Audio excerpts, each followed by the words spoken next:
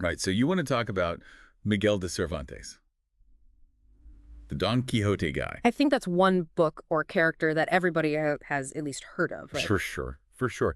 And the really interesting thing about him, to me at least, is that, I think about some authors and their lives seem so disconnected from their works.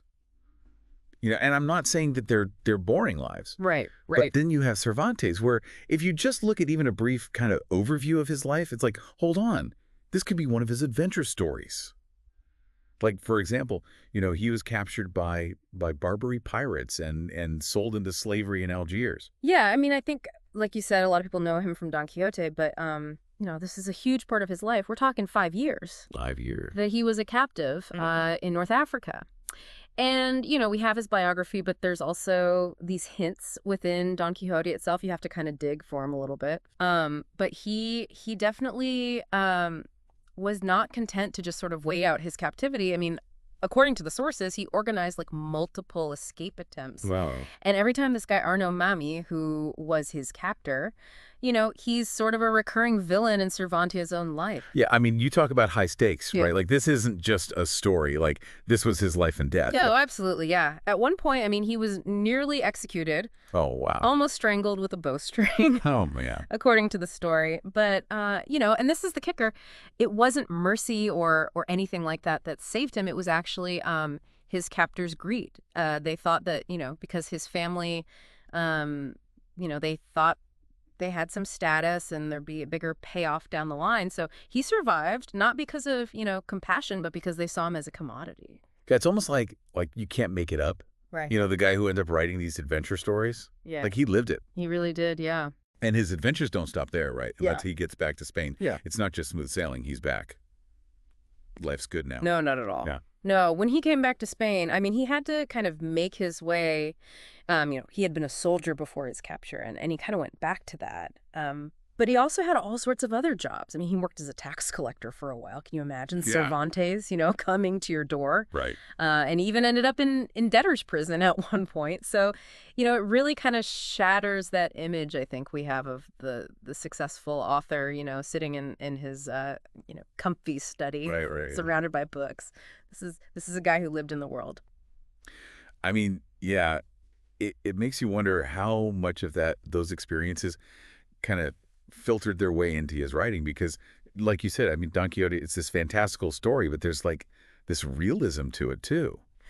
Right, absolutely. And even with all that hardship, all that, sort of going back and forth, his passion for literature never really left him. Oh, yeah. Oh, yeah. The biography mentions that at one point he actually sold some land that he had inherited in order to buy more books. Wow. This guy's the ultimate bookworm. Like, that's commitment right there. Were there any authors in particular, though, that he was like really into, that he kind of gravitated to? Yeah, that's a really good question. And there's this really interesting passage where Cervantes mentions that he was particularly fond of this author named Feliciano de Silva.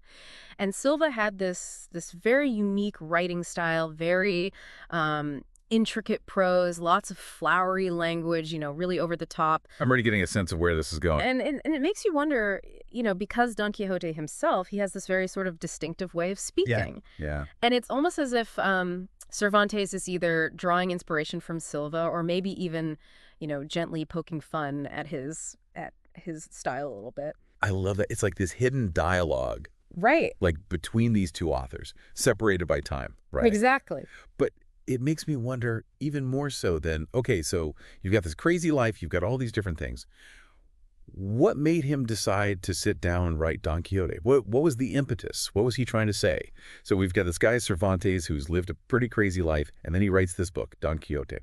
And it's like this massive hit. It really is. And what's interesting is that he wrote, other stuff too, plays, poetry, even other novels. Right.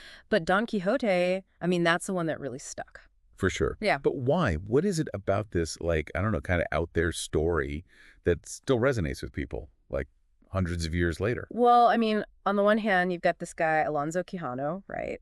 He's so obsessed with these chivalric romances, these stories of knights and daring deeds, that he decides to become a knight errant himself. He even renames himself Don Quixote. Wait, so he actually believes he's a knight. Like, he thinks he's living in one of these stories. Yeah. Castles, dragons, the whole bit. Exactly. And Cervantes really runs with it. Like, he'll describe Don Quixote sleeping in his rusty old armor or mistaking a roadside inn for some grand castle. Okay, so that's where we get the word quixotic from. Impractical, idealistic, that kind of thing. Exactly. But, I mean, there's got to be more to it than that, right? Like, it can't just be a funny story about a delusional old man. There's got to be, like, something deeper going on. Oh, absolutely. I mean, for one thing, it's a satire of those chivalric romances that were so popular back then. So he's kind of making fun of them. Yeah, in a way. I mean, those stories, they often romanticized warfare, chivalry, all of that. They presented this really idealized, some might say unrealistic view of the world. So he's taking that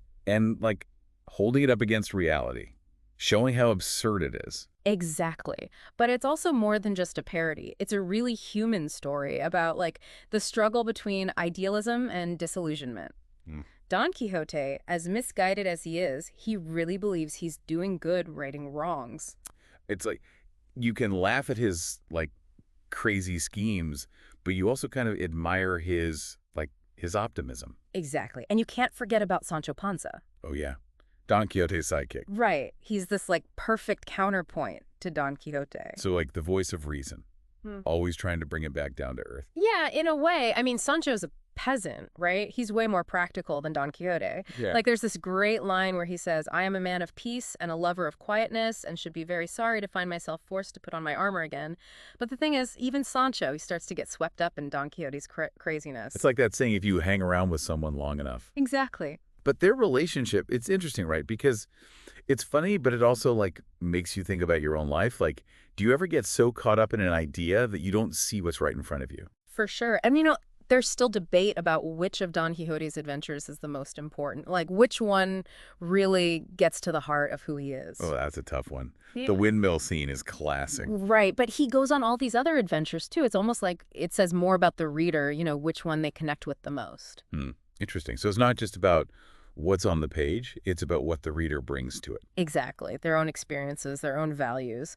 But moving on, I think it's worth talking about the legacy of Don Quixote. I mean, this book, it's still going strong after all these years. Yeah, strong is an understatement, right? I mean, people are still reading this book, like, talking about it, making movies about it. Right. It's incredible. And it makes you think, you'd assume a book like this, it was an instant success. Right, yeah. But actually, the biography mentions that it took Cervantes another 10 years to publish anything after Don Quixote. 10 years. Wow. Maybe he was, like, working on a sequel we don't know about. Maybe, or maybe, and this is kind of a thought, like, maybe even the best stories, sometimes they need, time to find their audience. I like that, yeah. It gives me hope for all the unknown masterpieces out there, just waiting to be discovered. But Don Quixote, I mean, it did get discovered. It did, and when it did, it really took off. I mean, it's been translated into, like, I don't even know how many languages. Oh, tons, probably. And then there's the operas, ballets, I mean, even the word quixotic. That's true. It's like he created a whole new word. It's amazing, right, how a story from, like, what, the 1600s? Yeah, something like that. And still have such an impact. But, there's this comparison in the biography that I thought was interesting. They compare Cervantes to Sir Walter Scott. Okay, now that name rings a bell, but I can't quite place it. Give me a refresher. Yeah, so Scott was a Scottish novelist, came a bit later than Cervantes, and he was really into writing these historical novels, lots of adventure, romance, that kind of thing. Okay, I see where you're going with this.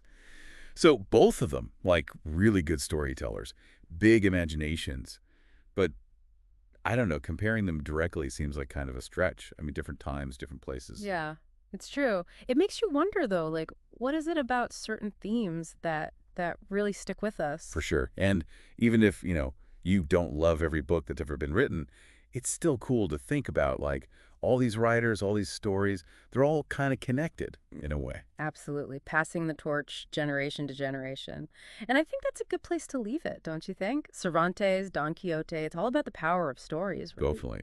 And maybe, taking a step back every now and then to think about the stories we're telling ourselves and why.